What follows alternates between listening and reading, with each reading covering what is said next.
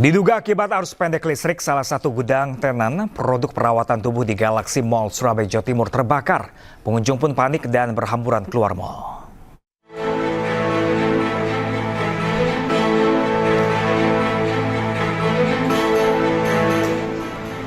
Kobaran api membakar bagian dalam gudang tenan produk perawatan tubuh di lantai 1 Mall Galaxy Surabaya, Jawa Timur.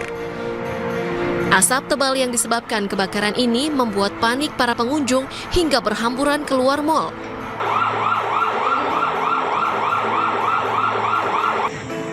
Api berhasil dipadamkan petugas keamanan mal menggunakan alat pemadam api ringan atau APAR. Petugas pemadam kebakaran langsung memeriksa lokasi gudang yang terbakar dan melakukan penyedotan asap.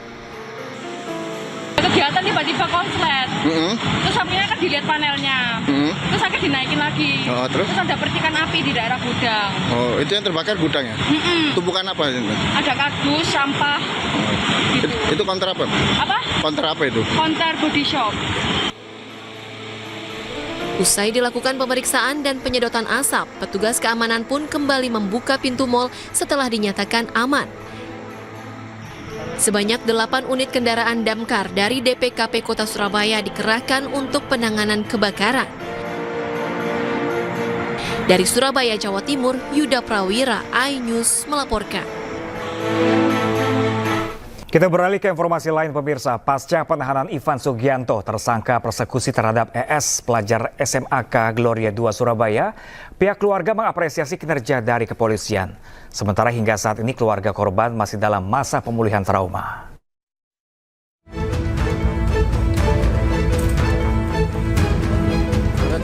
Pasca penahanan Ivan Sugianto, tersangka kasus perundungan terhadap ES, pelajar SMAK Gloria II Surabaya, pihak keluarga korban melalui kuasa hukumnya memberikan apresiasi terhadap kepolisian yang telah memberikan asistensi dalam penanganan kasus persekusi terhadap anak.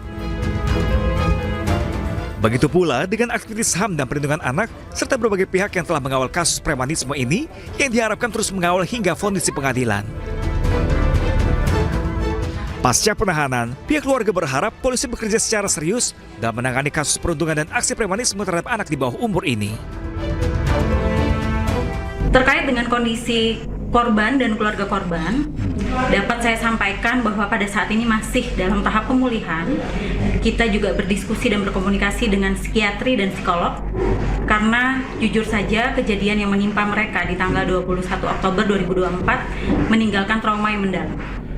Tanggapan pihak keluarga, tentunya kami mengharap supaya aparat penegak hukum dapat menindaklanjuti perkara dugaan tindak pidana persekusi dan tindak pidana premanisme ini secara serius ya, supaya dapat memenuhi kepastian hukum, kemanfaatan dan penegakan hukum. Ya, ini minta maaf. Minta maaf dan minta maaf. Sujud dan sujud. Sudah enggak apa-apa dan sujud. Sujud dan enggak apa-apa. Sudah yuk biar selesai. Biarin Pak, biarin. Ini siapa? Ini siapa? Ini siapa? Sudah ikut mereka yang orang tua. Enggak usah. Biarin dan. Kesalahannya kan memang ngomong dari temannya, Pak.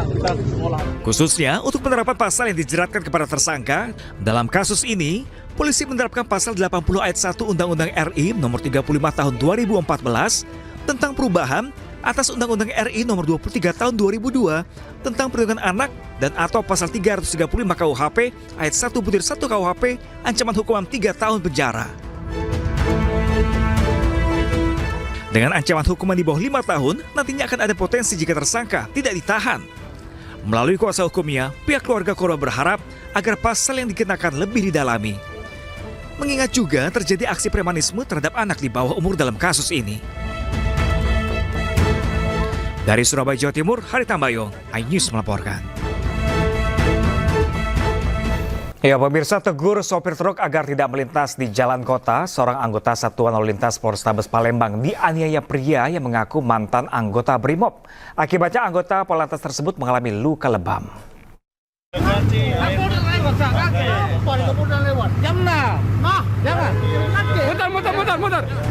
Keributan terjadi antara anggota polisi Satuan Lalu Lintas Polrestabes Palembang dengan seorang pria di Jalan Residen Haji Najamuddin, Kecamatan Sako, Palembang, Sumatera Selatan.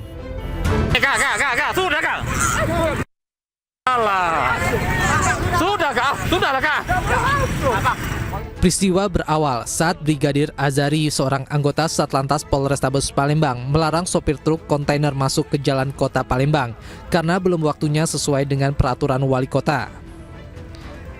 Diduga tidak senang, pria yang mengawal sopir truk itu kemudian adu mulut dengan polisi dan mengaku sebagai mantan anggota Brimob. Tak lama cekcok mulut, pria itu kemudian memukul polisi hingga mengalami luka lebam.